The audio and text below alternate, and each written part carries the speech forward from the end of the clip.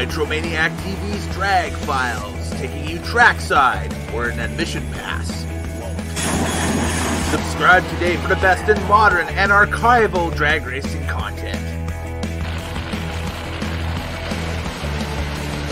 Plus, coming soon, join Kellen Nitro as he takes a look at the classic races that make up drag racing history. Indy Retro Race Review.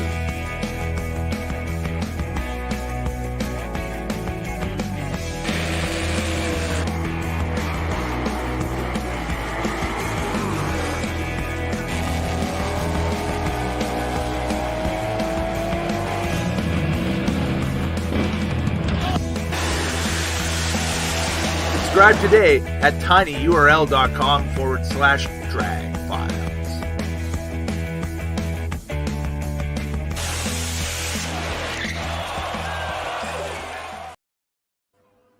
Well, hey everybody, it is Kellen Nitro for Nitromaniac TV's Drag Files channel coming at you with, I believe, the first ever live stream for Nitromaniac TV Drag Files, and it's going to be a great one tonight because we're going to talk about the countdown to the championship. The fields were set as of end of day yesterday in Indianapolis at the end of the U.S. Nationals, and I can't do this alone. I got to bring in a good buddy of mine and a guy who just flew in actually from Indy earlier in the day today.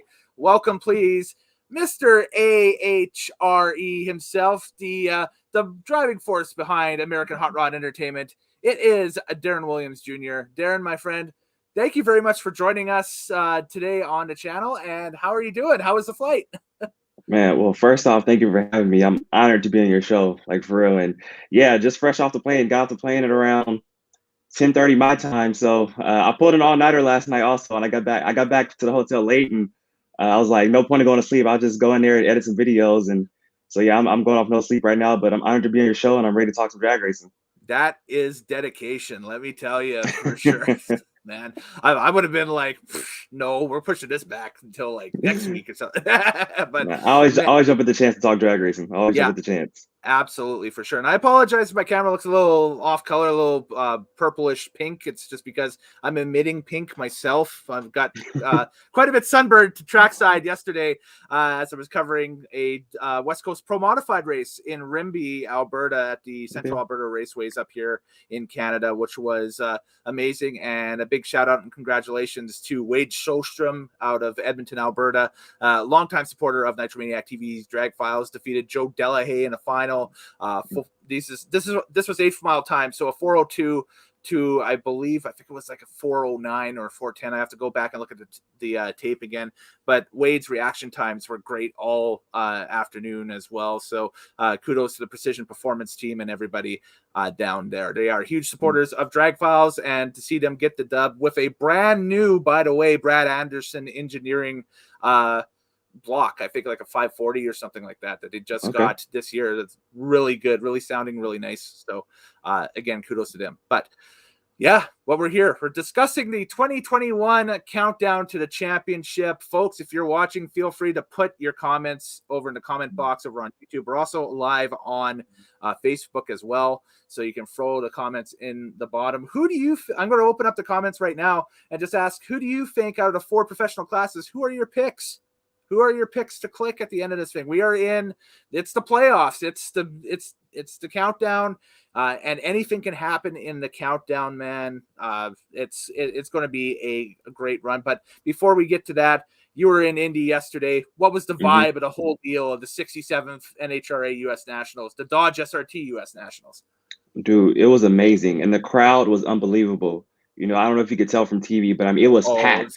It looked like it was awesome from the aerial shots. Yeah. Yes, it was amazing. John Ford said he wanted the fans to pack Indy. Well, the fans packed Indy, and they came out in droves this weekend. And for me personally, this was my first U.S. Nationals, and it was a dream come true. Getting to fly down there with my dad. You know, my dad is one who got me into drag racing, and for us to fly down there together and go experience it and have that access like we had, I mean, I couldn't have asked for a better weekend. And I mean, the on-track action was amazing. I mean, we saw some great side-by-side racing. That right lane was a little suspect on Sunday, you know, but at the end of the day, we still saw some great racing. And, you know, man, like, it's the U.S. Nationals, the big go. And, you know, one thing I was telling everybody is that, you know the big bridge on the starting line with the arch that says Lucas Oil Raceway at Indianapolis. Yes, you always see that on TV as a kid, and then to finally witness it in person, I was so geeked out. I'm like, man, we are here. This is Indy. Like for how Indy is big for all the drivers, it was big for me as well. Just a person who kind of, I guess, not a journalist or a media person, but just somebody who talks about the sport like we do. Was so geeked out and couldn't have asked for a better weekend. So man, it was a blast. It's funny that you talk about the bridge, because that bridge, you look at photos of Indianapolis Raceway Park, well, now Lucas Oil Raceway at Indianapolis, and that bridge is in the background all the way, looking at finals back in like the early 70s. It's the Hearst Performance Bridge back then. Yes. Then it became the Winston Bridge during the quote unquote golden era. And then after that, it was the Powerade Bridge. The Powerade Bridge for years, the Full Throttle Bridge for a little bit, and then it was the Chevrolet I think it was like the Chevrolet Performance Bridge, and now it's Dodge SRT. Dodge SRT. There we go. Yeah. Yeah. So, I'm trying to go back in time to the first year they actually put the arch. I want to go back and look that up, because it's just a bridge, and now they have the actual arch over it. So I want to go back and see what was the first year of the arch. I want to say it was probably 01. So I'm thinking that's probably what. I'm not quite sure, but maybe 01. I'm gonna go back and do some digging and see. That falls right into the wheelhouse of what I was thinking as well, because I'm thinking, this had to have been like 2000, 2001, 2002. That the arch, the lights years. And everything showed up on it. So that was really cool. So and just the racing yesterday, Fox did an amazing job with the coverage as always. And front to back, they brought in Ron Tobler as a guest analyst, sat at the top end with Amanda Busick all afternoon, and they did a phenomenal job. I got a chance, like I said, to catch it when I got back from the track myself. Not Indy, fingers crossed one day it would be Indy, but when I got back yesterday myself, I was able to sit down and watch it on PVR, and it was just phenomenal coverage front to back as always. And you brought up the lane. It was on a broadcast as we were watching it. It was the left lane for you in attendance. I guess it would depend on what side of the track you were sitting on, whatever would be the lane closest to you or farthest away. But that left lane, as we saw it on the television side, I don't think I've ever seen a single round of racing like that where it was literally a one lane racetrack in both categories. It was just mind-boggling to watch. From where I believe it was the right lane, from where I was sitting at, the right lane. And, it was first round, nobody could really get down it. The second round too, it was kind of upsetting, but we saw in that final round, you could definitely get down that right lane, because Tim Wilkerson went up there and showed everybody that right lane was cool. But what he said was, he said that, the right lane was pretty bad all day, but he said he knew NHRA was going to give them the best racetrack in that final round. He said it's the U.S. Nationals, it's the final rounds. NHRA is going to do whatever they can to give them their best racetrack, and they did. And Wilkerson showed that and stepped up there, went up 91 against Caps in the final, and that was a badass final right there. Oh man, that was a great final round to watch. The Top Fuel final yesterday between Brittany and Steve Torrance, that had Garlett's Modowny vibes written all over it.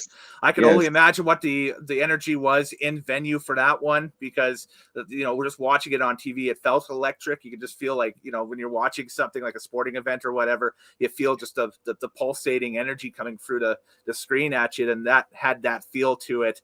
And even the Pro Stock final with Erica and Kyle and Pro Stock Bike as well. Just a solid way to wrap up the regular season. And again, we got the points figured out here at the end of the regular season points, I should say, all figured out for all four classes. So we know who's in it. I don't want to say top 10s, because in several of the categories, actually, it's a top 11, and we'll get into that as we explain how that works. But it's something for sure. So we'll get into Pro Stock Motorcycle right off the bat here on a Nitromaniac TV's Drag Files channel. And I'm sorry, Darren, I don't have these fancy intros like you've got with the music and everything.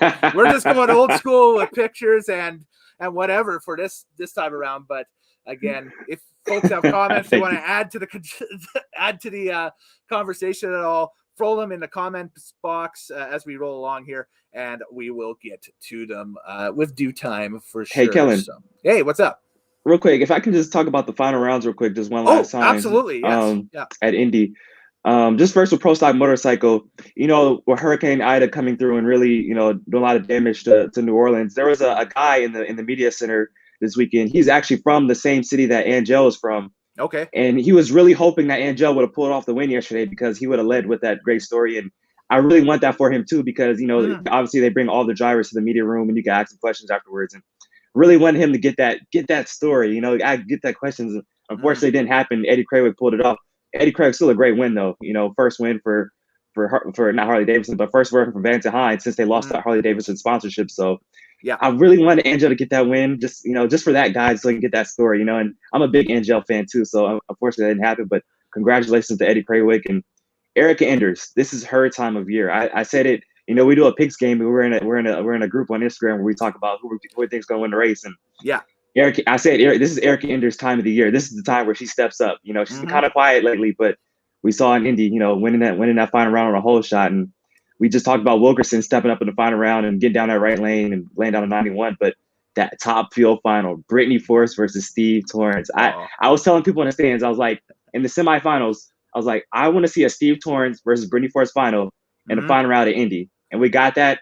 And unfortunately, Brittany smoked the tires right to hit. But man, that is Steve Torrence said that's not a rivalry right now, but that's definitely a rivalry. It's our last two top field world champions. Yeah. And they're the best two top field cars this season. And I can't wait to see how they square off in the countdown. It's gonna be fun. Well, yeah, that's the top field championship picture for the last 4, maybe 5 years, if one of them goes through for this year, because going all the way back to 2017 and that epic battle, which I believe you have the full encapsulation of on American Hot Rod Entertainment as well. So everybody, after this is done, head on over to Darren's channel and check that out too. He's got the full video chronicling the history of that battle for sure. And man, it was, like I said, when you're watching that live or even on a PVR on a first run, watching that, and the first time you see it, it has, again, Garlits versus Muldowney type potential. Like we are talking, these two are the best of the best. And they represent their fan bases. They represent their people, their crowds, right? So it's an amazing deal to see that play out in 2021. And it's something that the sport desperately needs. So agree. For sure. All right. We promised Pro Stock Bike. We're going to get the Pro Stock Bike here. Here are the points after the NHRA did the little course correction thing here. And as you can see, what they did is they kind of narrowed the points gap up. We have Matt Smith, of course, as points leader, but second place Steve Johnson gets narrowed up to within 20, and then 30 away is Scotty Polacek, Eddie Krawick, Angel Sampey, and so on and so forth. Going on down to number 11, Corey Reed. Now you're probably wondering to me, or you're probably wondering, like I was, I should say, I thought this was a top 10. What's with the number 11 spot? Darren, you can correct me if I'm wrong with the explanation on it, but it rewards somebody who's made all the qualifying sessions at all the events contested this year. So don't quote me on this either. I believe it's if you've attended every race and made at least 2 qualifying sessions. It may be all qualifying sessions, but I'm thinking maybe 2. Like I said, don't quote me on that, but I believe it's attending every race and then doing at least 2 qualifying sessions. But it may be all 3. But yeah, that's basically how it is. Exactly. Yeah. Spoiler alert, Pro Stock and of course Funny Car are the same way. They are not top 10s, they are top 11s going into the countdown, which is kind of cool. It gives a wild card entry for somebody. It's kind of like baseball where you have a team that can sneak in under the wild card and do some damage in the playoffs. Yeah, I agree, and it gives an incentive to more teams to come out and play. Come out for the full season, because if you do, you could contend for a championship, and I think that's pretty cool. The little gold wally beside each number, by the way, was just NHRA.com's way of I guess notifying or letting people know that they had their spot clinched prior to this weekend. So obviously, at the end of the regular season, everybody who is in will have the gold wally right beside it, and 12 on down will not have it, right? So if anybody's wondering what the statue's all about. But yeah, looking at the names, Darren, is there anybody that really jumps out at you on this list as immediately the guy or the girl to watch? Right now, I'll be honest, obviously Matt Smith has had the best bike all year long, but I'm looking at those Van Hines bikes, Eddie Krawick and Angel Sampey, running good in Indy this past weekend, especially Angel, even though she pulled off the win. But Eddie Krawick running the table in Indy, qualified number 1, won the race. Maybe they're finding some here at the end of the season, and they can contend with Matt Smith for that championship. It's going to be fun.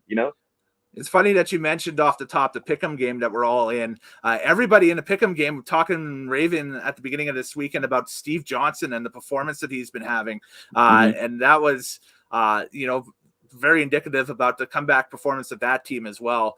They have bounced back big time this year in 2021, and Definitely. they are looking good, especially coming in second place. Yeah, and I talked to Steve in Pomona a few weeks ago at the Winter Nationals, and he's basically just saying, we have a great bike this season. That win in Charlotte was so big, especially for a crew chief jock. He was basically saying, though, what they have to do is just limit the mistakes. They make a lot of mistakes throughout the weekend, but if they could just limit those mistakes going into the countdown, they have a great chance of going for that championship. So Steve is a great guy. I'm hoping he can do it, and we'll see once the countdown kicks off. That's amazing. Yeah, for sure. And it would definitely be one of the biggest comeback stories of the year. And now even with Angel and the added adversity of what you were talking about with Hurricane Ida and the aftermath of that in her hometown, it'd be awesome to see her even reach up and make some noise in the points as well, going towards, championship weekend there. And Pro Stock Bike, I don't think they're running all of the events. I think that's just the nature of the schedule. What it is, I'm not sure what the exact number is, but I don't think that they're running all the events in the countdown. Yeah, I don't believe so either. Only the Nitro classes are going to run all the events. I know Pro Stock was added to Charlotte in the countdown. I wasn't sure if motorcycle is, but yeah, that's just how they're doing. I actually kind of like that. If I had the choice, I would like, and really the drivers won't like that. And I would just say this right now, but a 5-race countdown, I think would be really cool, because it's that perfect amount of races. The points won't get, too far apart if somebody starts to dominate, and be really fun going down to the wire. But just to piggyback off Angel one more time, I'm surprised she hasn't won this year, because she has had a bad, fast bike.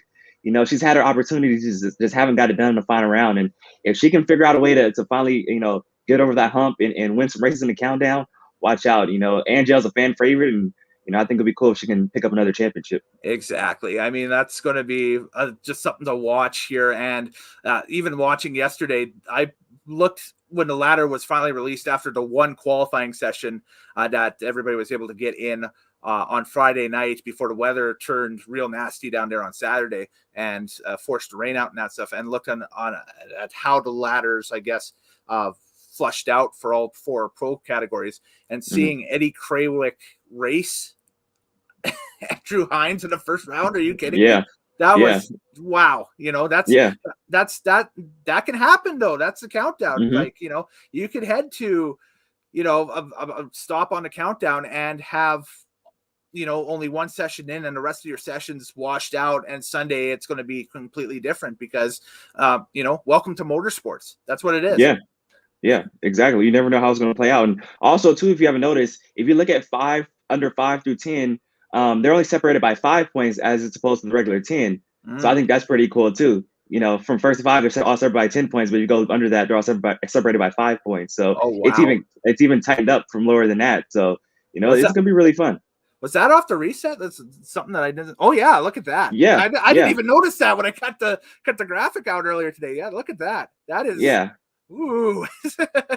I remember they announced that not a long time ago, but earlier this season, how they're going to do that, the new countdown format.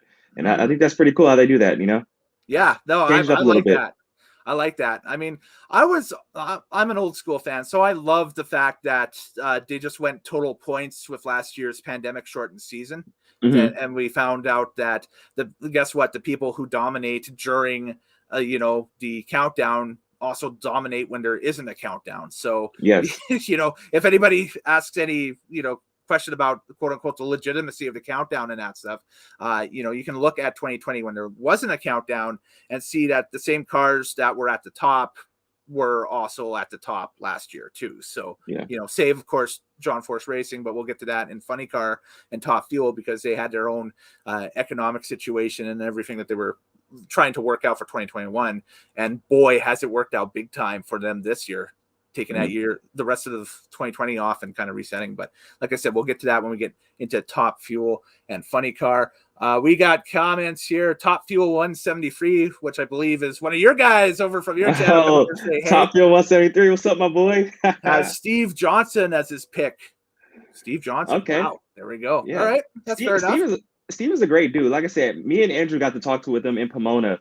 And I mean, just gave us so much. You know, he talked about, you know, his crew chief Jock getting COVID last year and how all that went through and how he stood by his side the whole way. That just goes to show what a great person Steve Johnson is, you know, to stand by your crew chief's side the whole way. You know, I don't even think they were letting people in the hospital at the time, but he figured out a way to get there, you know, and to do that and see his crew chief pull it out. That was great. And getting that win in Charlotte, how that was a great monkey off their back. And he also told us a great story about he was in the Bahamas with his girlfriend. I uploaded this video on YouTube if you guys want to go check it out. But he was in the Bahamas with his girlfriend back in you know, I believe like the late 90s. And Dale Earnhardt came in there and tried to steal his girlfriend back in the day.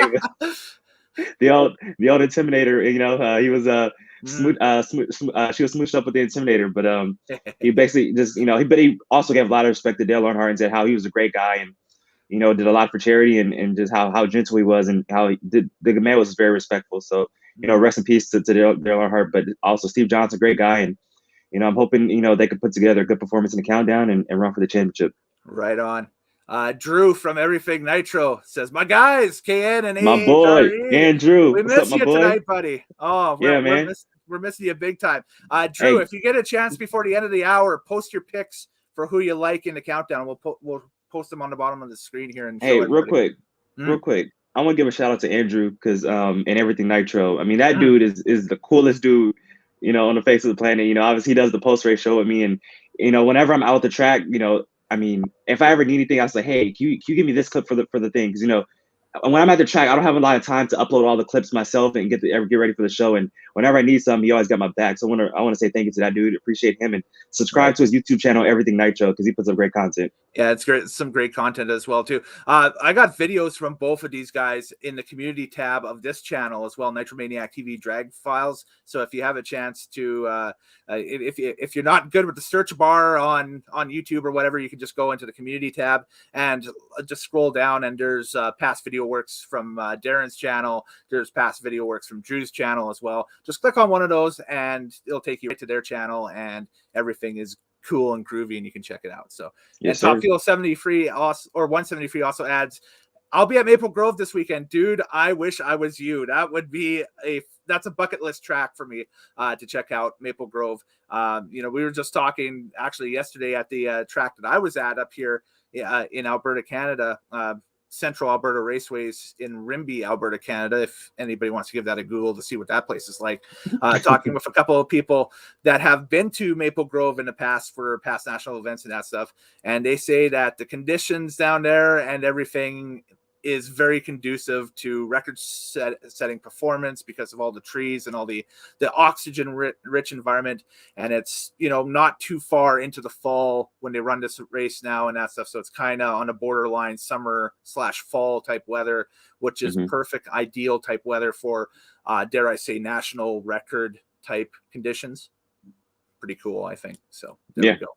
Maple Grove is, like you said, one of my bucket list tracks, and one of my favorite tracks on the tour. I consider Maple Grove as one of those second tier major races. It's not it's not quite one of the majors, but it's right there. And like you said, when we get those cool, crisp conditions, like we saw back in 2011, 2012, and all those years, we can see some bad fast runs. And obviously 1989, the first ever side by side 4-second top field pass. That was pretty awesome. And yeah, man. How about that race in '89 where we had the first ever elimination round of 4-second runs? Yes, that second round there was all four. Everybody in the fours. Was everybody in the fours? That's just you watch that even to this day, and it's just you can tell that it's mind blowing. You know. And then Garrett Ormsby goes out there and sets the speed record. So in a 2-year-old car too, because everything was wrecked. It was just amazing. It was great stuff. So yeah. And then Joe Amato and Shirley are like the two top performers, but then Daryl Gwynn comes out and wins the race. Yep. And Brittany Force in 2019, like Top Fuel 173 says. Yeah, exactly. Like, you know, just it's going to be one of the races to watch this year for sure. So definitely. I don't get why 2012 doesn't get a lot of love though. 2011, 2012, those were some amazing races from Reading. Yeah. Those like some of the greatest of all time. Just want to throw that out there real quick. I got them somewhere here, and that's it's just that being up here in Canada, we had to deal with the CRTC with the broadcasting of them and that stuff. So we got them, but we got them like 3 or 4 days after the fact that they aired. So I had to stay off the internet, in order to watch them, spoiler free or whatever for like 3 or 4 days, and then I could jump in on like all the forums and that stuff and Facebook pages and everything back then and chat it up and mix it up with everybody. But that's one thing that I don't miss now that we have NHRA TV and everything, is now I can watch everything in real time with everybody else, and I'm not delayed across the board with everything. So it's good. Gotcha. Yeah, it's awesome stuff. So Pro Stock Motorcycle, my pick to click will be Eddie Krawick throughout the countdown. I think that, as you said, Vance and Hines has really started kind of stepping on the right foot here and going forward. And I think that he'll be the man to watch. Yesterday proved it. I think he's going to be one of the bikes to watch this year. So if I had to give my pick, I want to go Steve Johnson, but like I said, they even said themselves they have to limit the mistakes throughout the weekend, and I'm gonna go Eddie Krawick. I'm gonna go Eddie Krawick. I want to say Matt Smith, but I'm gonna go Eddie Krawick. Eddie Krawick is my 2021 Pro Stock Motorcycle champion. All right. Well, these are all predictions, and the cool thing about predictions is in this forum, at least, we don't hold the only way that will hold, I guess, you to your correct predictions is if they're correct. That makes sense. Yes. There's a little bit of alliteration there, but anyway, it's if your prediction is correct, then you will be heralded and celebrated till February next year when the whole mess starts all over again. How's that? Yeah. But Matt Smith will be tough though. I'll tell you that. We're getting into the cooler part of the year, and he has a bad fast bike. Yeah. Matt Smith is still the man to beat though. Yep, exactly, for sure, definitely. So bikes will be fun to watch. Now let's shift gears, literally, into Pro Stock Car, and talk about and we'll talk about the points battle and that. So here's what it looks like at the end of the thing as I remove the banner. There we go. And you see that Greg is leading, Greg Anderson. Erica right in behind Greg after her. He's showing yesterday that the U.S. Nationals winning Elite Motorsports Chevrolet Camaro again. And you have Aaron Stanfield, Kyle Koretsky. Now, I don't know why they didn't have the little gold Wally beside Kyle Koretsky, because he's clinched in, and I didn't see anything, whether there was like a tech violation on his car or whatever. I didn't see any news about that. So I'm thinking that was just a .com error. But then we got the Rookie of the Year candidate, probably the front runner, I would say, Dallas Glenn right now. Matt Hartford, Troy Coughlin Jr., Mason McGahey, Derek Kramer, Chris McGahey, and then Kenny Delco getting in on the rule that we spoke about earlier on. So this is actually a top 11 for the countdown instead of a top 10. So Kenny Delco is the wild card going into this one. Yeah. So very cool to see for sure. From what you've seen and heard at Indy, at the U.S. Nationals and that stuff, what's everybody's feelings towards Pro Stock Car going into the countdown? Like the fields, for the reduced national event schedule and that stuff are insanely healthy, I think. Like, I mean, this is one class where there's always been bumping at every race this year, I think. Hasn't there? There might have been maybe 1 or 2 that have been smaller fields, but. Yeah, I mean, I think we pretty much had full fields at pretty much every race. And right now, if you look at it, I think it's about a 5-horse race. If you could bring that graphic back up one more time for me, Kellen. Yeah, sure. Or the points. Yeah, there we go. Yeah, it's a 5-horse race for me right now. You got Greg Anderson, Erica Enders, Aaron Stanfield, Kyle Koretsky, and Dallas Glenn. Dallas Glenn coming off that big win in Topeka, his second win of his career. Kyle Koretsky, back-to-back final rounds for him. Obviously, he hasn't got it done yet, but obviously has a great car to KB Racing cars. And then we got the late motorsports cars with Aaron Stanfield and Erica Enders. Aaron Stanfield, I mean, he was hot throughout the summer, whooping up on some of the big boys in Pro Stock. And, that kid, he's not scared of nothing. He knows how to rise to the occasion. And then Erica, like I said, this is her time of the year. This is the time of the year where she steps up and shows what she's all about. But Greg Anderson, best car all year long. But I said something on the post-race show yesterday. The whole talk about him trying to tie Warren Johnson, and well, first, after he does that, and once he actually ties Warren Johnson, well, then all the talk is going to be, well, then you got to pass Warren Johnson. That's going to be the next talk. Yes. You know, and then once he does that, the next talk is going to be, well, then you got to get when you going to get to 100. You know, I feel like these are 3 consecutive milestones he's going to have to get through. And, you know, Greg is professional. He probably is not even thinking about it. He knows how to block that out and do his job and get the job done. But it's like, man, you know, you hate that, you know, does that ever get in your head at all or a little bit? But, you know, I feel like Greg Anderson, he's ready for the moment. He's ready to rise to the occasion. And like he's had the best car all year long, been dominating qualifying as well. Didn't have the performance this weekend, you know, with one session, you know, you kind of understand that. But, you know, Greg Anderson basically, you know, is the top dog going into the countdown. But like I said, it's about a 5-horse race right now. And we'll see how it all plays out. It's going to be fun in the factory hot rods. I can't wait. Yeah. And that's the thing is, okay, this is the low percentile prediction here, but I always like to make predictions a little bit on the wild side just because that's, you know, how I think. I like that. I like that. What's the chance of Greg just rolling out there and rolling out 3 in a row and then he gets 97, he gets 98, gets 99, gets within 100 in 3 straight weeks? That is totally possible of happening. You know, we've seen this a lot where a car will start off hot and then they kind of fade throughout the middle of the season. But when it's time to get get their bearings back together and start rolling again, you see them come out like nothing even happened. So it definitely can happen. You know, I really believe Greg Anderson can really come out and win 3 in a row. This is definitely possible. Yeah, and then it would be my next question would be: can he win 4 out of the remaining races to get to 100 by the end of the year? I mean, it's possible too. It's possible, but when you got, you know, both for long shots, I know, but I'm just saying, you know, well, you have competitors like Erica Enders, Aaron Stanfield, Dallas Glenn, Kyle Koretsky. It's going to be pretty tough, you know. But like it's definitely possible. But you know, just to go back off, you know, the kind of similarity I just had, you know, you talk about let's take a look at the Los Angeles Lakers from their championship season, you know, a couple years ago. You know, they were hot throughout the regular season, and then you know they had that long break and they went to the bubble, and you know once they got to the bubble, they were really struggling. Everybody's like, "What's wrong with the Lakers? They'll be the number 1 seed." But they're going to go out early because they've been struggling, you know, once they got to the bubble. But what they do once the playoffs started, like that didn't happen. They turned the wick up, they showed up, and they went out and won the championship. So, you know, we've seen this from championship players, from championship teams, and you know, I definitely believe Greg Anderson, you know, definitely come out and turn the wick up once we start the countdown.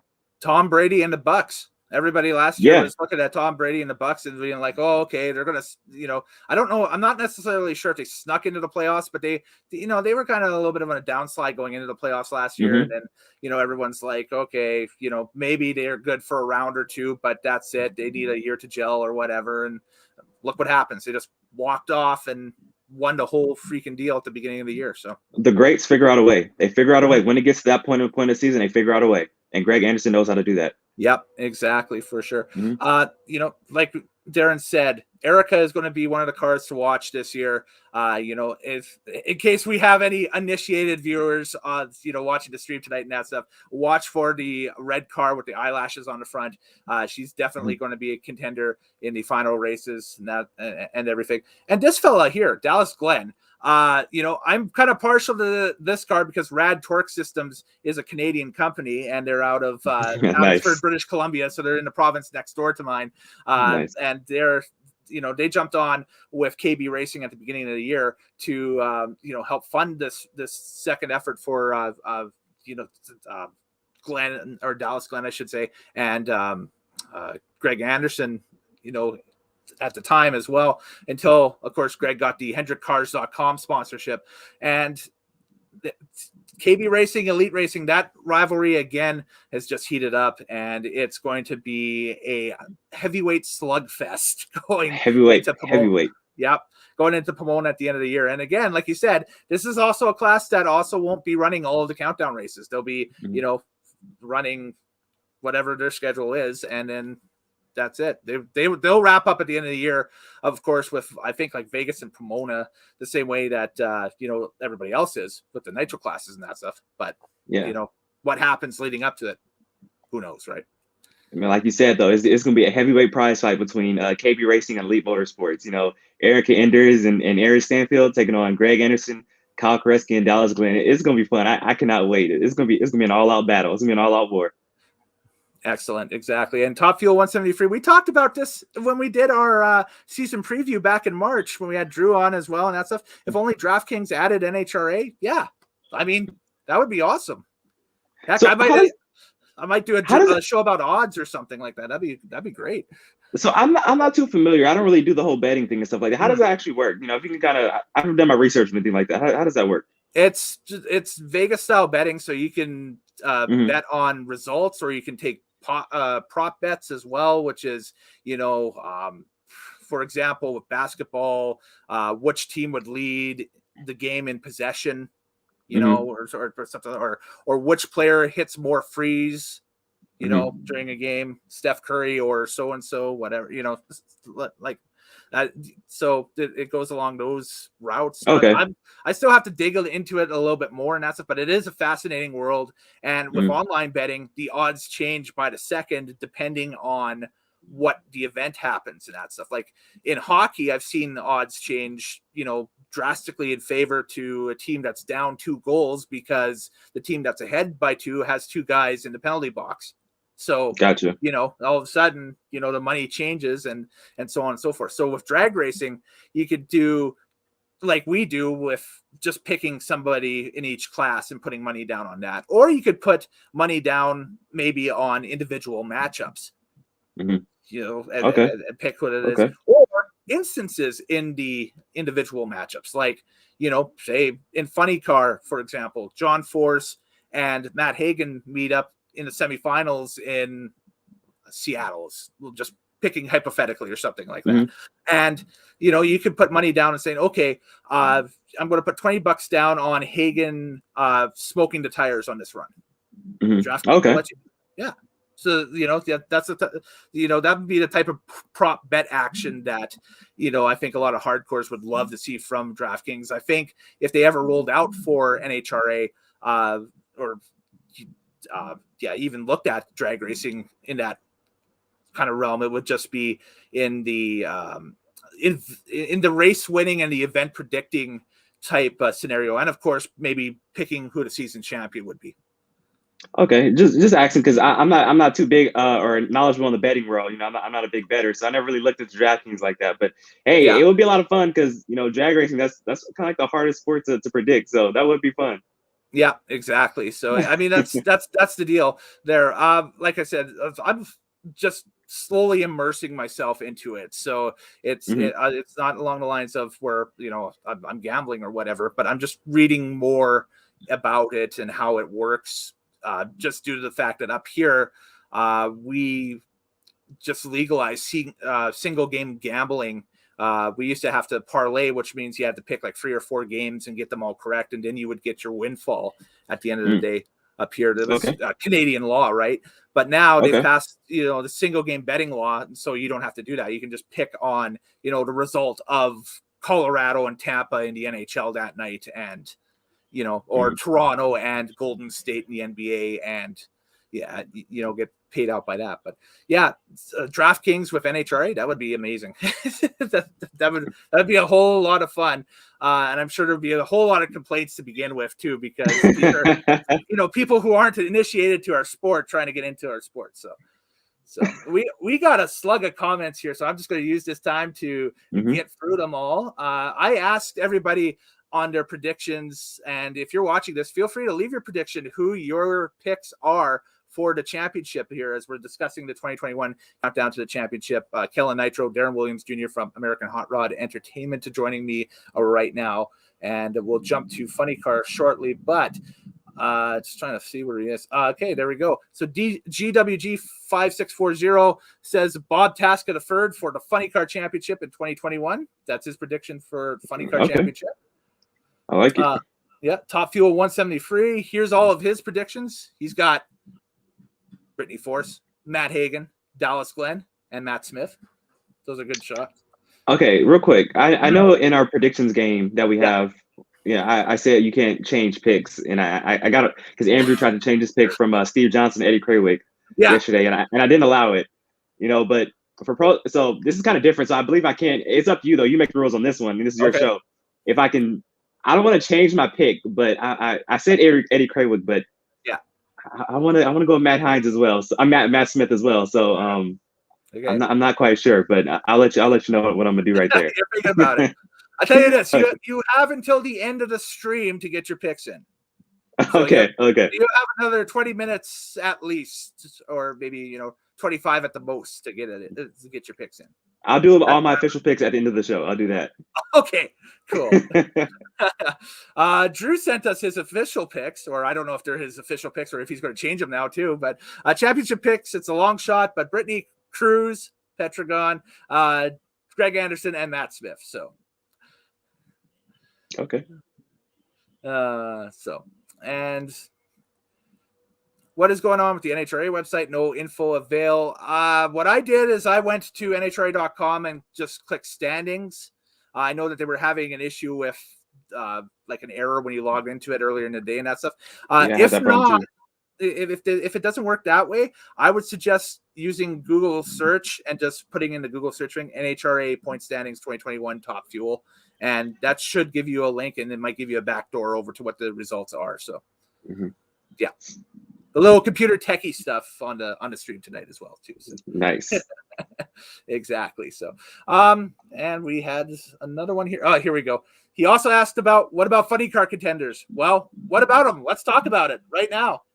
As we do Nitro funny car. Nitro funny car. That's right. The Plastic Fantastics. And man, you want contenders here.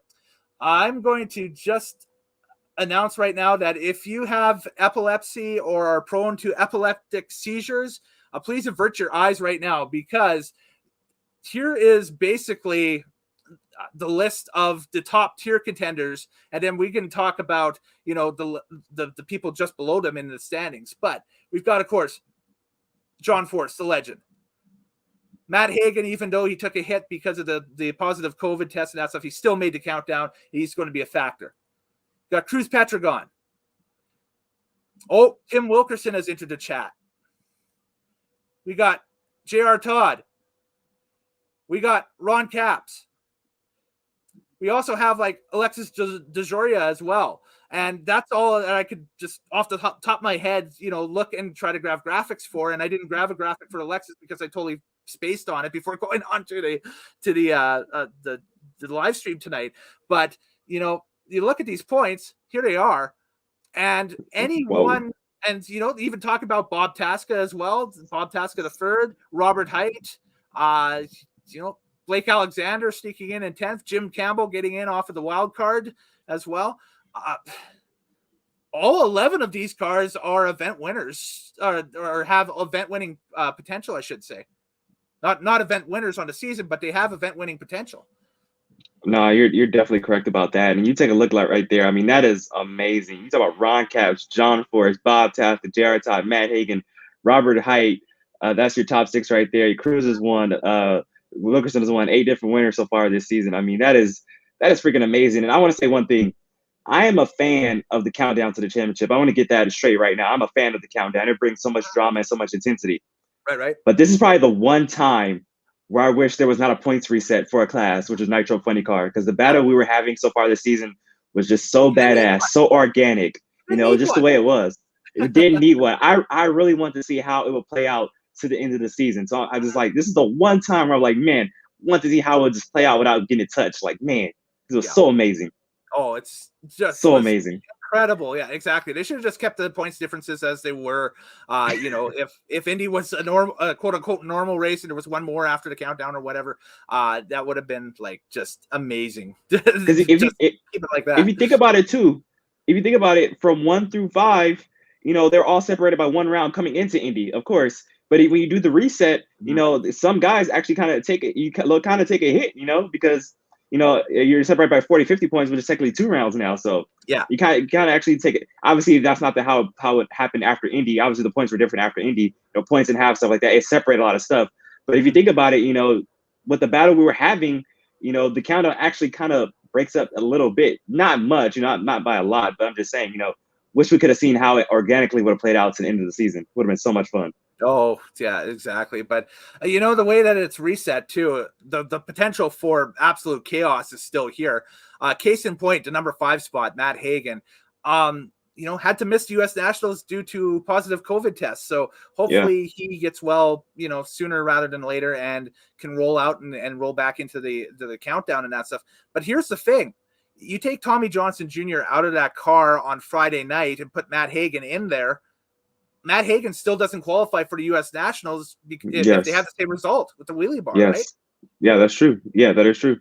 Yeah, and Dave W. He said something really smart yesterday on our post-race show. He said, with that one qualifying session, you had to know that the weather the next day was very, very suspect. Me and my dad were looking on the radar all day. We're like, tomorrow's not looking too good. I know they have problems. At least stage the car, if you can. I don't know if you can't in that situation, but at least stage the car and do what you can. At least get a time up on the board, just idle it down the racetrack or whatever. I'm not a crewman. I'm not a driver. I don't know how safe or unsafe that is. Yeah, just throwing it out there. But definitely, like you said, if Matt Hagan's still in the car, they probably still want to qualify. Yeah, the only issue that I would say with that logic is the amount of cars that were trying to make the field. There are 20 funny cars for 16 spots. Yeah. So even if you do idle it down, and record a 10 or 12 second elapsed time and that stuff, that is probably easily bumped if you're towards the bottom of the order as you run it and that stuff. They were just caught out by the weather. I mean, Mother Nature basically dealt the wild card of the season by not allowing anybody to race on Saturday, in any qualifying session at the freaking U.S. Nationals of all things. They had to throw out 2 qualifying sessions. That is just, and this is the thing, this is a great comment too from your boy here, Top Fuel 173, says, "Oh, the countdown is rigged." Every Facebook boomer. There is no way you could. What we saw over the weekend is my argument. There is no way that you could say that any of that was rigged at all. It was too chaotic. That is real life happening. I'm sorry. That is just, that's the equivalency of, the big one at Talladega for the NASCAR guys, or, just losing the star quarterback before the AFC championship game or something to a shoulder injury or something, you can't predict that. That is the intangible that is real life. So, but how cool was it to see Tommy Johnson back behind the wheel of a car? Unfortunately, he couldn't make a run, but still, just great seeing Tommy Johnson back. Man, that was really cool to see. Yeah, he apparently didn't know until about 3-4 o'clock in the afternoon from the stories that I heard and seen that he was, and he still had his stuff. He still had his license. His stuff was still certified for this year. So, just run back to the house, grab the stuff, get out to the track, and give it your all. Here's the thing now. Yeah. So if Hagan isn't medically cleared to come back, at Maple Grove this weekend, obviously, best bet we'll see Tommy Johnson back in the car. I would say so. Yeah. And obviously, the way the rule is now, the points that Tommy Johnson picks up, will go to Hagan. So, but just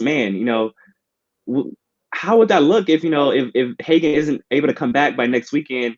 And let's say he still comes out and wins the championship. I don't think we've ever seen that in competition where a guy, didn't race all the countdown races, still came out and won the championship. That'd be pretty new. That'd be pretty cool. Yeah, exactly. No, that's and it's a hell of an audition too for anybody who's watching and thinking about getting into the sport, or possibly thinking about changing their driver lineup for next year. I mean, that's if a big name team owner's watching this and it's like, hey, Tommy can still drive a car. I have a car that might not be doing as well or doing so hot in the standings and that stuff. Maybe it needs a wholesale change. That's it's reality of motorsports as well. But for Tommy, it's a no lose proposition. You are getting seat time in one of the best cars in the business. And it's an audition, and if you sneak up and you can play spoiler one weekend and win an event, so be it. Do it. So, and what this battle, just to go back on the battle we've seen so far this year, we said it's like 6 different drivers, within a couple of rounds coming at it, towards the end of the regular season. What this battle reminds me of what year? Exactly 10 years ago, 2011, where we had 6 drivers. 6 drivers went into Pomona with a chance at a championship. I mean, that is amazing. I don't think we've ever seen that in the history of Nitro Funny Cars. 6 drivers with a mathematical shot at the championship on the last day of the season. And we could definitely see that 10 years later here in 2021 with We may even have more than 6 drivers. I was going to say, we could definitely walk into Pomona with 8 cars that have a legit claim to this. Like, yes. This could be, they obviously didn't have the countdown back then, but this could be a repeat of 79 where it seemed like half of the qualified field had a chance at the World Championship in funny car, right? So and remember, we got points and a half too. So that's right. Man, it's going to be amazing. Mm-hmm. Yeah. The rest of these races and it's one of the nitro classes, so it's going to be at every single one of them as they run off the rest of the schedule. It's going to be wild to see, and if somebody gets a hot hand, that might be the only way to really quell all this. But no, the problem is with funny car this year, it's a lot like Top Fuel was in '99. Somebody gets a hot hand and then they're out early, or something wacky happens to them and they're gone. So so oh man, it's it's unreal. In '99, they call it the first round curse. You win the race and go first round the next race. That's how it was. That's why it's so tight going up to the end. Yeah. Which is unreal and that stuff. And this also kind of reminds me of 1988 a little bit, before Bernstein and the Bud King got their act together and basically just stormtrooped through the rest of the season and won the championship. But there was going into Englishtown at the early part of the year in the Summer Nationals, they had 7 drivers that had won all 7, across 7 events. There were 7 different drivers that had won the championship. And there were guys that were like, changing drivers to get people that had won into their cars, because back then the driver got points. It wasn't the car itself. So that's why you had guys like Dale Poldy get out of the In-N-Out Burger car, which was a regional ride anyway in California, and into Billy Meyer's car. And they took poor little Chip Shootmake and put him off to the side, I guess. And, just some real wacky stuff with that. And this will be a season that, maybe 15, 20 years from now, longtime historians will look back at it, and there might be some books written about this season, because man, there's just, definitely just some real wackiness going on here. Drew, Everything Nitro. TJ said on Twitter, the best burnout of my life. I love that. Man, what a roller coaster. You go from, sitting on a couch watching to, hey, we need you, get your stuff. And then he's strapped in. He's like, all right, this is great.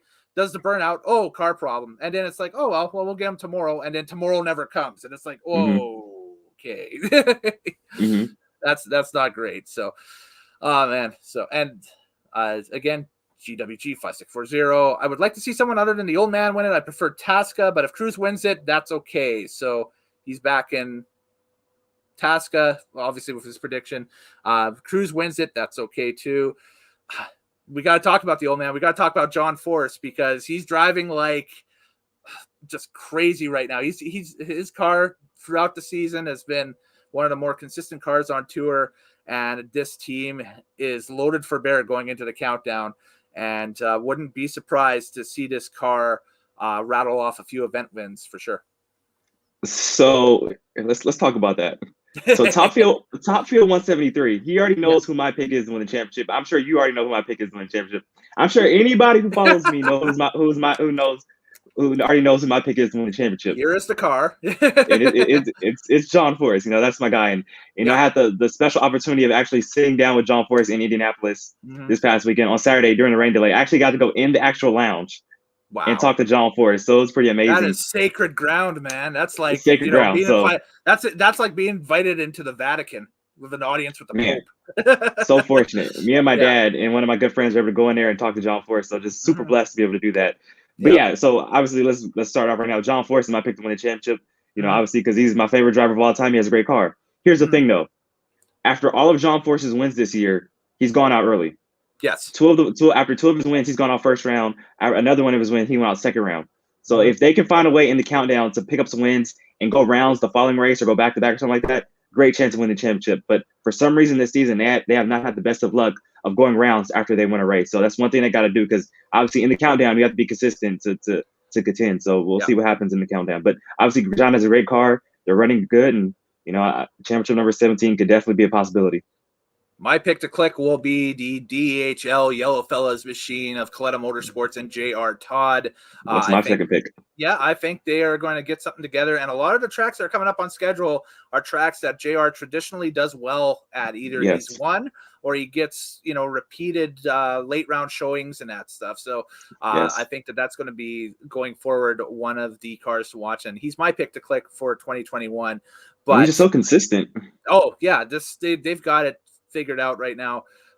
Every time they go out there, it's always, and it's cool now that they got the helmet cam on him during the broadcast, because you can go along with him for a ride, and it's better than any in-car cam that I've ever seen in the sport, because you get the sense of the vibrations and and see the flash of light from the headers from like the Friday night qualifying stuff at Indy and everything, and what we seen even in Pomona on that Friday night there, and just it's just a cool shot. And they got the Coletta brain trust over there. I mean, when you can look across and you've got trying to remember my tuners with my cars here and that stuff. I think is it John O that's still with the DHL team, or is it it's John Oberhofer that's with the DHL team. And then you look across the pit at the, and Todd Smith.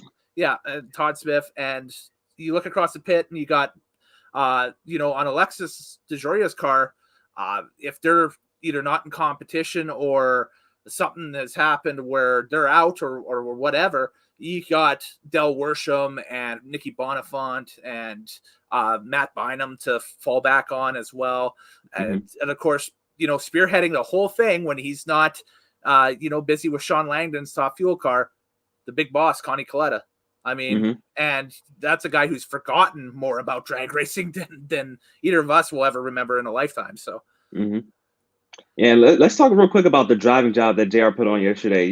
We talked about on the post-race show yesterday that pedal fest, getting back on and getting off and getting back on it yesterday against Jim Campbell. I mean, that was freaking amazing.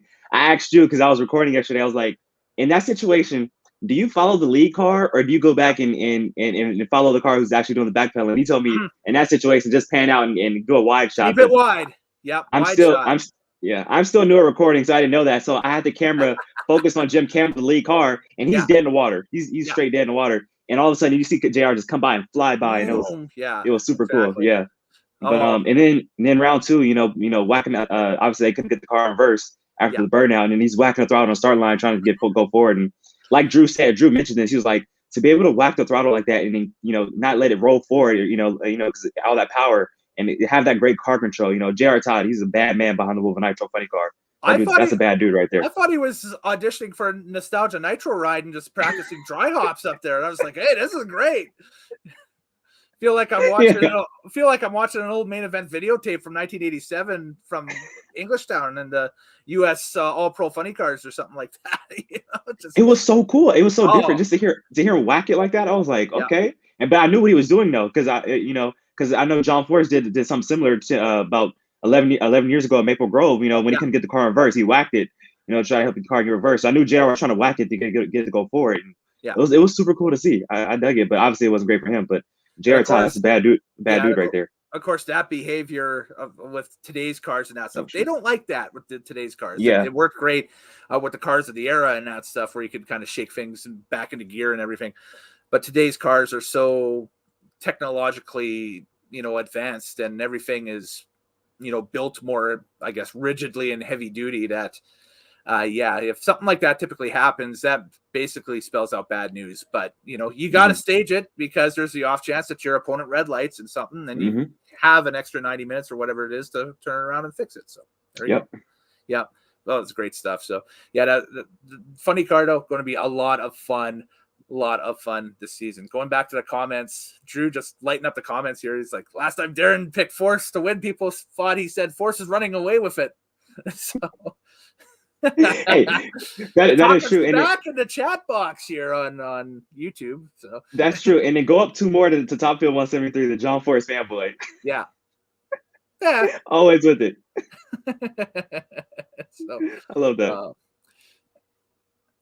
And GWG5640, I think John may have lost his touch at the line. I think I saw a stat on his higher RT at the light. Just trying to think who said it, but It was during the Fox broadcast yesterday with the two Top Fuel guys that are looking for rides, Austin Prock and Jordan Vandegrift, with that feature that they shot with Amanda Busick. And it was said that the average reaction time across the Nitro classes this year is higher than it was 2 years ago. Where I think like the average reaction time was in the 50s or the 60s for all of the events in 2019. In 2021, they're averaging in about between the 90s and the hundreds right now for reaction time across the board. Really? So that's kind of an oddity, a really, really oddity. So was that Top Fuel and Funny Car combined or one of the classes? Because I didn't get to catch the Fox broadcast.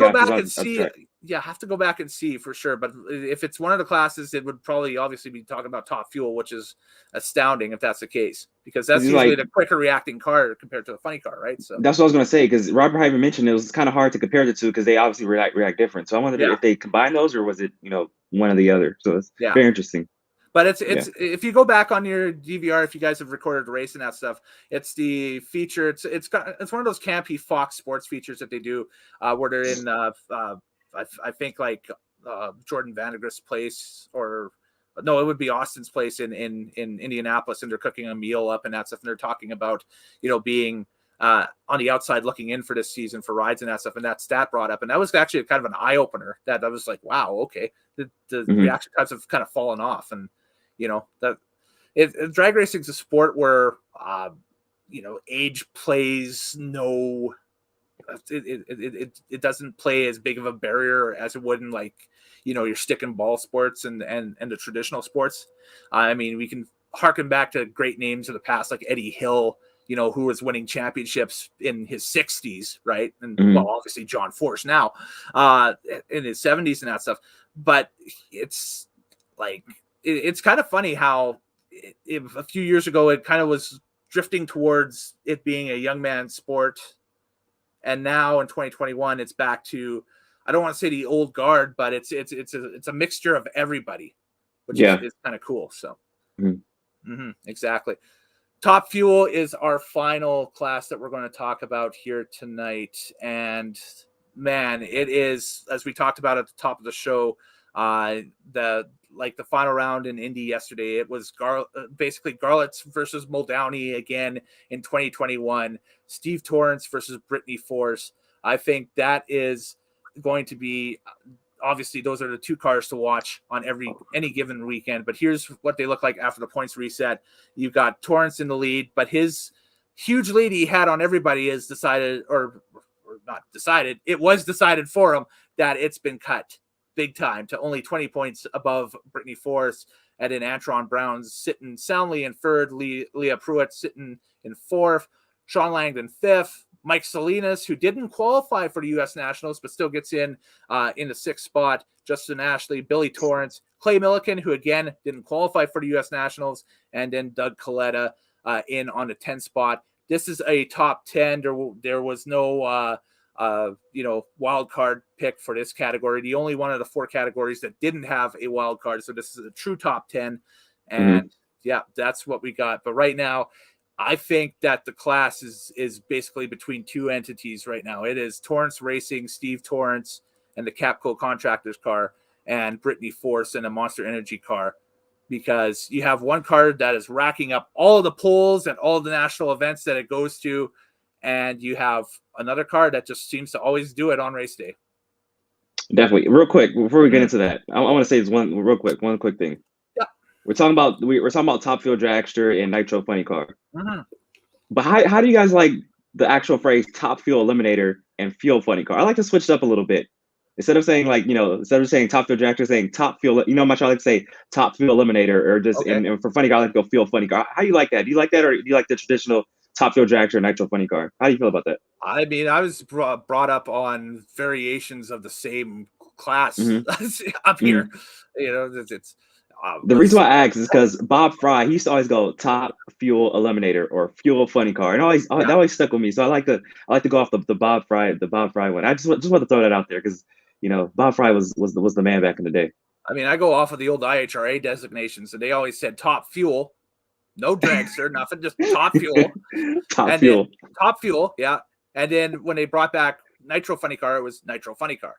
because they had alcohol funny car, but they weren't the same as the alcohol funny cars that ran on the NHRA side because of the blowers and the engine sizes. It was very confusing, but anyway.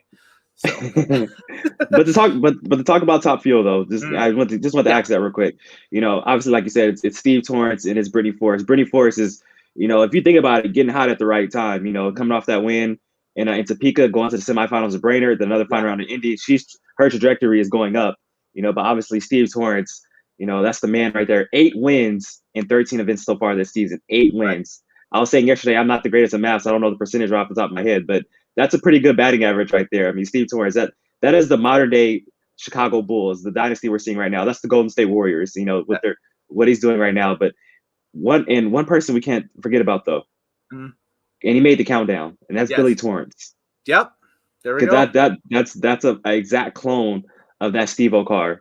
And so we saw 2019, who went to Pomona still with a chance at championship. Billy Torrence did not run all the races in 2019. He still went to Pomona. Because the battle was between Steve and Brittany. Doug Clett had an outside chance, but Billy Torrence was still mathematically alive. I don't know if you remember that. So if Billy Torrence, if he runs all the countdown races, don't count out Billy Torrence because that dude can really run with the best. Antron Brown, sitting third in the points right now. Antron is obviously one of my favorite Top Fuel drivers of all time. The problem is they haven't had the performance that they need to contend with those top drivers. Antron, from 2011 to 2017, those guys, Brian Karate, Mark Oswald, were so consistent. They always went down the racetrack. You know, they didn't run the top numbers, but they were right there, running the top numbers in the class. Right. And when you add on Antron's reaction time, that won them a lot of races. They were consistent. They had the performance. They went down the racetrack, and Antron was great on the treat. If they can find a way to get that performance back, like I said, from 2011 to mid 2017, they have a great chance of contending with Brittany and Steve-O. We just haven't seen that so far this season. Yeah. So that's definitely where I'm at so far. But right now, it's Brittany Force, it's Steve Torrence, and I believe Billy Torrence has a great outside chance of contending for that championship this year. Exactly. And you know, says GWG 5640 says, you know, don't rule out Antron to have a good day at the office when the others are having problems. He knows what it takes to win it all. Exactly. And Top Fuel 173. How about them Capco boys? I think that's tradition. Now every Sunday I see him on your feed say the same thing too. And you gotta always say that. How about them Capco boys? So that's, you know, the big deal, right? So that's they're dominant right now. You know, Brittany also dominant in her own way with the qualifying, and David Grubnick getting that car together and doing it. Man, and you know what though? This is kind of like funny car in a way where you're trying to pick, you know, one car out of it's kind of realistically, as we look at it, a smaller field, but is it really a smaller field because you have so many wild cards that have already qualified for the top 10, right? So it's a different situation, but kind of similar. Yeah, very similar. I think the rest of the field are going to be kind of subject to being spoilers. I hate to say that, you know, but they can definitely come up and spoil your day. You know, you look at a Sean Langdon, a Justin Ashley, a Mike Salinas. You know, if you smoke the tires or, you know, you miss on the setup, you know, those guys can definitely come out there and take you down. You know, but you know, just to talk about Antron one more time. You know, like you said, don't count on Antron Brown because we've seen a glimpse of the old Antron out in Atlanta. Atlanta was an all-time great performance by Antron. He left on everybody. He outran everybody. And what did he do in the final round? He went up there and he outran Steve Torrence in that final round. So definitely, we've seen glimpses of the old Antron this season. Let's see if they can put it together in the countdown now. Yeah, exactly. And you know, it's kind of the last gasp for Antron as it is, because next year that's his team, lock, stock, and barrel. So this is the last time, you know, that we know of that he's guaranteed, I guess, the DSR, I guess, top line stuff that they have over there. Now, I don't know if it's going to continue as a thing where he leases engines and stuff out from DSR next year for 2022, but that's 2022. That's for the season preview show whenever we decide to do that in January or February or whatever like that. So exactly. So, and yeah, I'm with Top Fuel 173. NHRA should be pushing this championship battle on every TV channel, talking about Top Fuel, Steve Torrence and Brittany Force. Goes on to add, people always talk about Shirley and Garlitz. Well, here's your 2021 version. Yep, exactly. I don't have a drink in my hand, but obviously I'll probably have one later on after the stream. I will drink to that as well. So that's the Hey, shout out to everybody who's tuning in tonight too and commenting. Yeah. Really do appreciate that, man. Because Oh, these big time. shows are so much fun when more people are tuned in and commenting and engaging with us. So shout out to everybody. That's really cool. Exactly. And just the sheer amount of comments, if we can't get to every single one of them, it's because everybody be spamming the chat, which is great. Awesome stuff. So it's good to see. To try to pick now a Top Fuel contender to watch here during the countdown. I'm going to pick out of the Steve and Brittany battle. I'm going to pick Steve, and I'm going to pick a dark horse to watch as well. And my dark horse is going to be Clay Millican.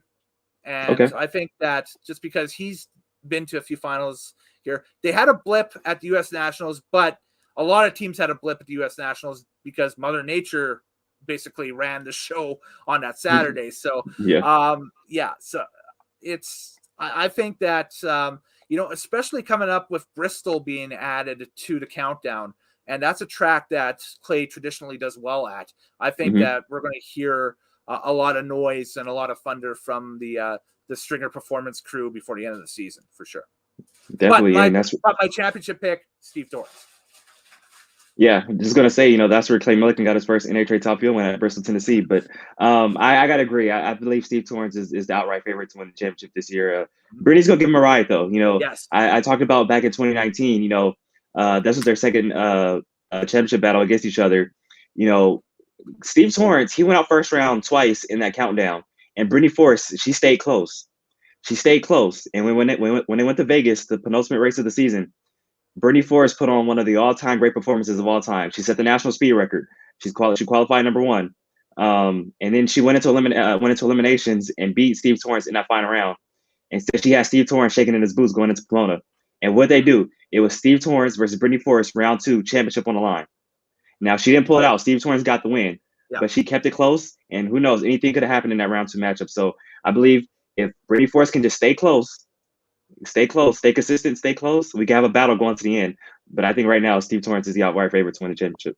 It's a single car operation versus a 2-car operation, but we're also not sure if the single car operation is going to remain a single car operation through the end of the year, because John Force could also throw some funding out for somebody, for a second car, and maybe, as early as like 2 or 3 weeks from now, we could see Austin Prock back behind the wheel of the Top Fuel car for John Force Racing.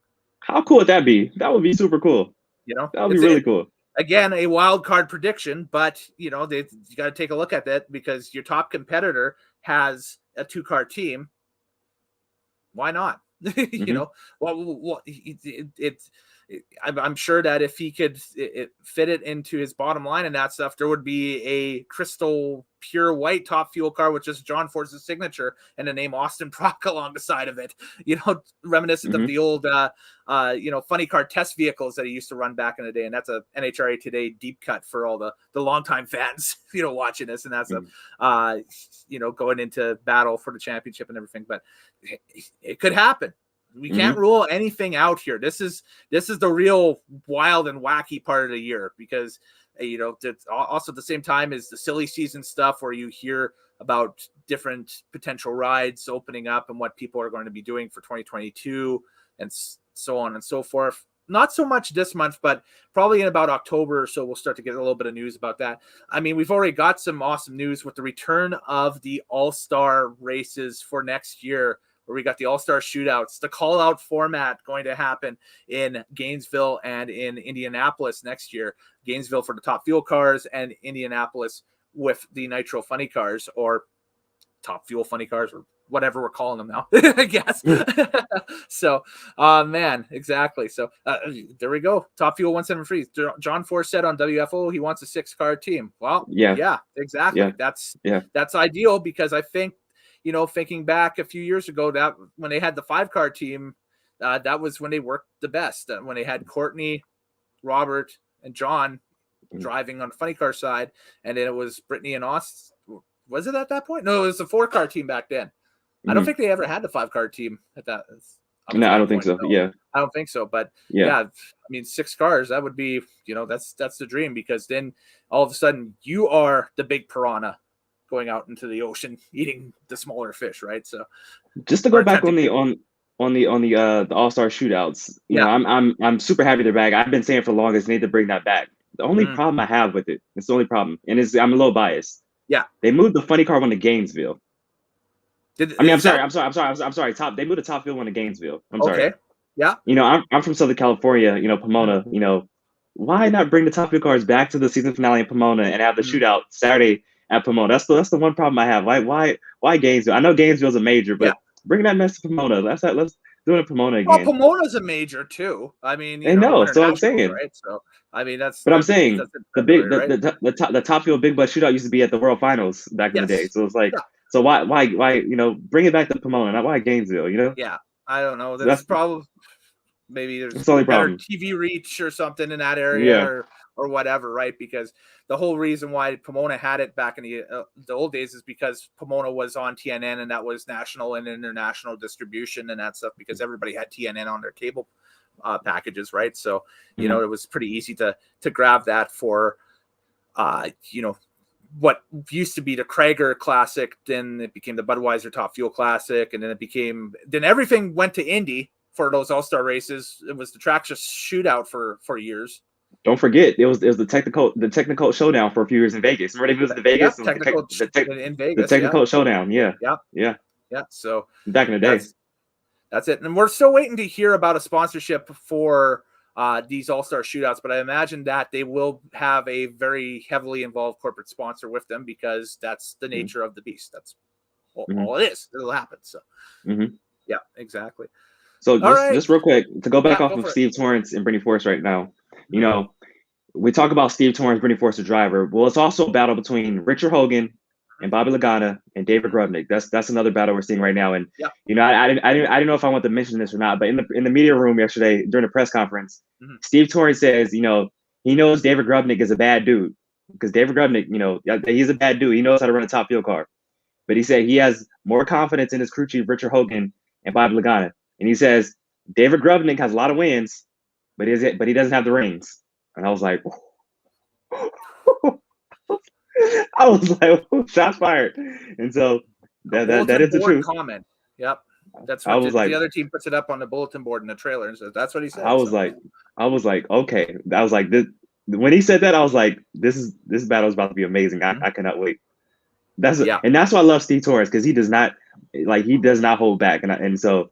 And people, they hate when one driver wins a lot and, starts to dominate. But I've said many times, I want to see how far Steve Torrence can take this. I'm a Steve Torrence fan. I want to see him break more records. I want to see how far he can take this. I want to see him rewrite all the record books, because, it's pretty amazing what we're seeing right now. This is a once in a lifetime, well, obviously we've seen Tony Schumacher, but you don't see this type of domination often.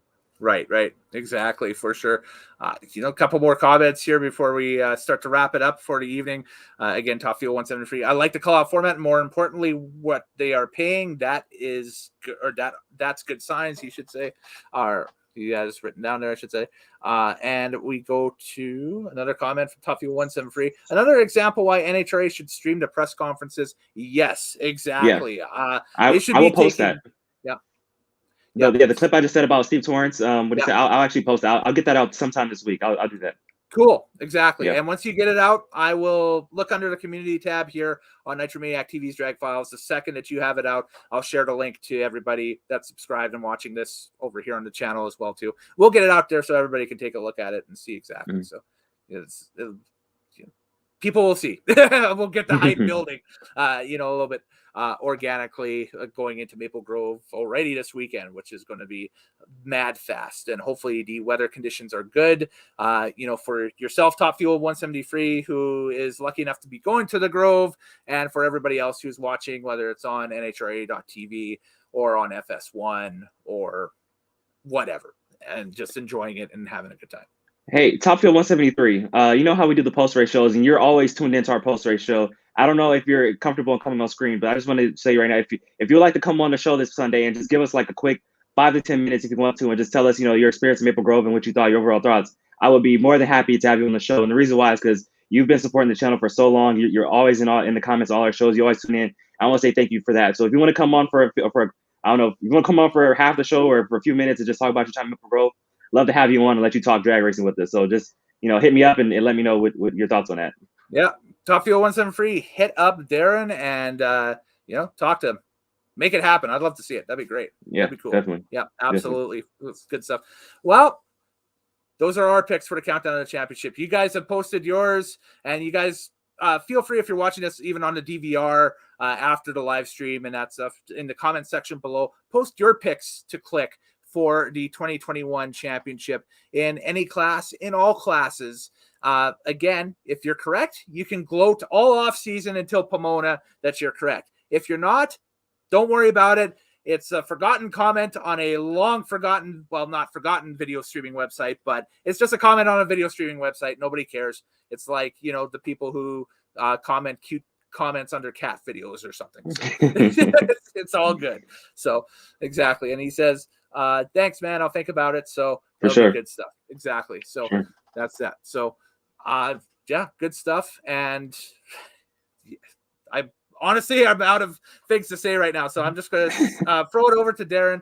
Plug your stuff, Darren. Where can people find you over on YouTube? And we'll send some traffic over your way.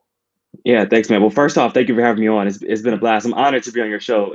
Obviously, you and Monday Morning Racer are the two reasons why I was able to actually start doing live shows. Because you guys actually gave me the confidence to start doing it. Have me on you guys, trusting me first to have me on your platform and talk drag racing. And I really do appreciate it. I just try to show my passion, show my knowledge of the sport. So thank you for having me on. It's been a blast here today. You can subscribe to my YouTube channel, American Hot Rod Entertainment. I really do appreciate that. If you go over there and subscribe to my channel, trying to get those subscribers up, and like the Facebook page also, American Hot Rod Entertainment.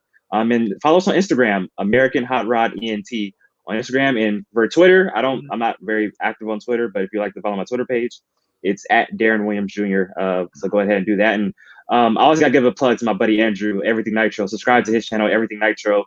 Doing a lot of great work over there as well. And I am excited for this countdown. It's been all out battle. It's this is a fun part of the year. I can't wait. Exactly. And just to further the comment from earlier, in case anybody's missed any of these links, just go through the community tab on Nitromaniac TV Drag Files channel, and you click on the community tab. I have past videos up from both of these gentlemen, from Drew and Darren, and just click on it. They'll take you right over to their channel, and you can click subscribe off of their videos and explore their content as well. As I know that some of their people have come over here.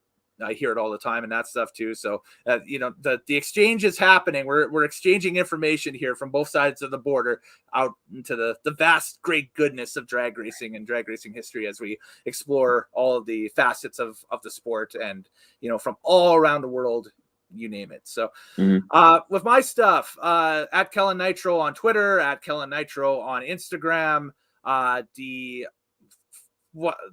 the easy, quick link to get to everything is tinyurl.com/drag files, or just type in Nitromaniac TV drag files in the search bar on Google, and you'll see a couple of channels of mine.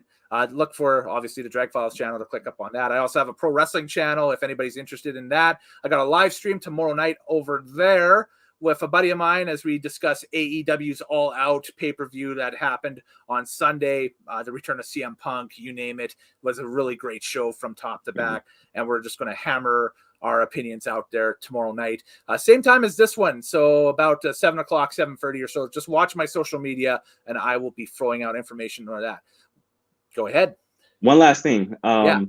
So first off, I've got to get you back on the channel for the countdown too as well. I want you on for a show during the countdown. So absolutely, we'll make it happen. Pick whichever race you want to come on, and let's do it. Let's talk to drag racing during the countdown. Lastly, forgot to say this. Super comp racer Darin Settles. Okay. If you guys never heard of Darin Settles, he actually runnered up at Indy at the 2019 U.S. Nationals by 1,000th of a second. Or it was 2020. It was the 2020 U.S. Nationals.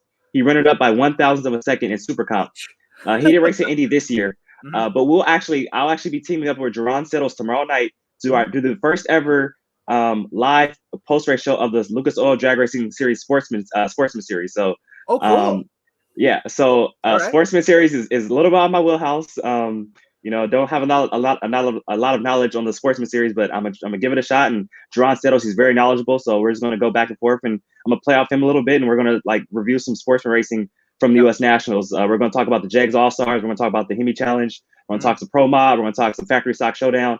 Talk everything sportsman tomorrow on the show. So the first ever live post race show, a sportsman edition on American High Ride Entertainment tomorrow. Don't know the official time just yet. I do not want to run up against the Power Hour, because I got a lot of respect for those guys, So so just trying to figure out the right time to do it, because it works with Jerron's schedule and stuff like that. So figure out a time tomorrow, and we're going to talk some sportsman racing tomorrow. So again, so check that out.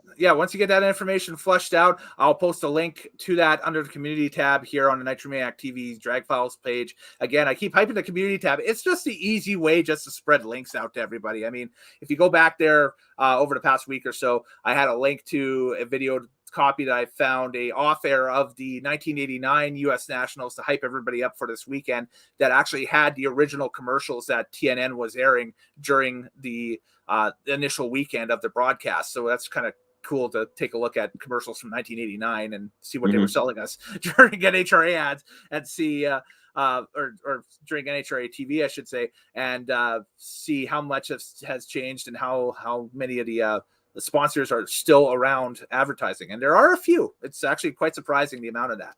And so definitely once you guys get start times figured out and that stuff, I'll copy the link over and send it over this way, and so on and so forth. So I wish you guys good luck with that. That will be a lot of fun to check out for sure.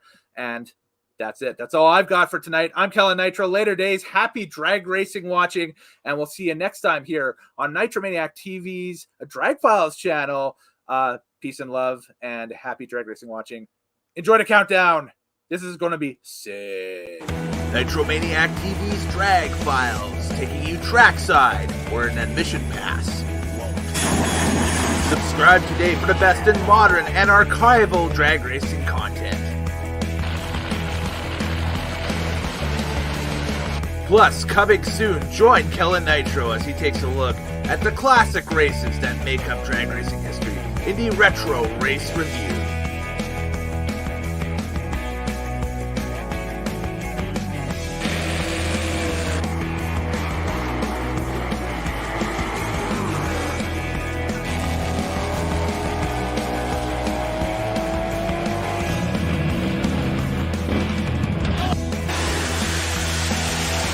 Subscribe today at tinyurl.com/dragfile.